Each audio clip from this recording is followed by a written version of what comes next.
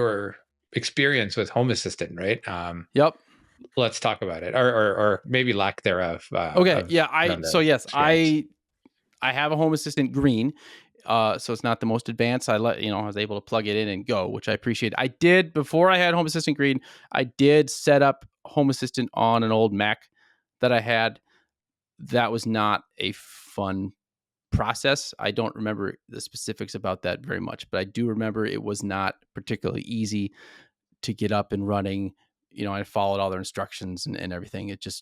I had to download all these weird uh, things, and it kept giving me warnings like, if you do this, you're gonna blow everything up or whatever it was saying. And so it was not, I'm not a tech guy, right? So it wasn't Sure. particularly fun to engage with that. But I did get that set up, and I've got the Home Assistant Green now, which was a lot easier to set up.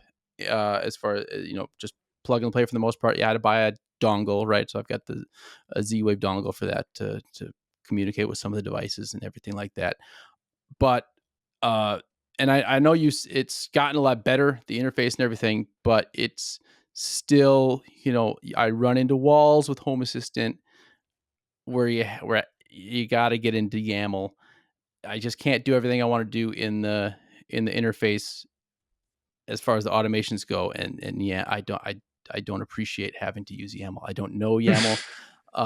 AI has made that easier on me. So I the bet. last thing I did, just basically typed into ChatGPT, said this is what I want to do, and it did give me YAML. It cranked. I said, give me the YAML code for this, and it did, and it worked. And I was smart enough, so I basically did a portion of it, and I was able to figure out. Okay, I said do it for these lights, and then I'm like, okay, I can copy that, plug in the other lights that I want to use, and Yeah.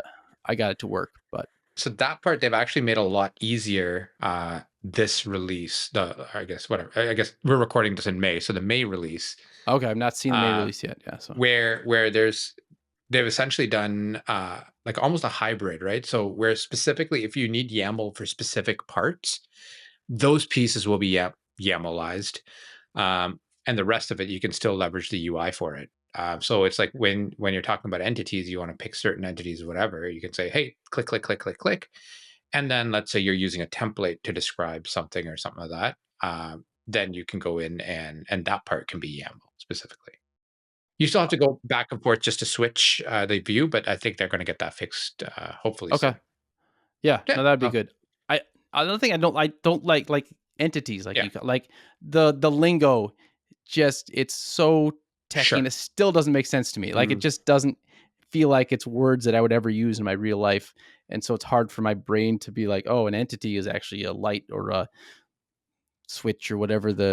Entities can be a lot of weird different things. It seems like to me, and yeah, it just there wasn't a good way to figure out the specific things I was trying to request, even when I'm using the menus and stuff, the drop downs and everything. Is like I still had to do a lot of digging into the devices to figure out, okay, what was the specific wording I had to use to get the thing that I need. And so it's just, it's fiddly. It's fiddly.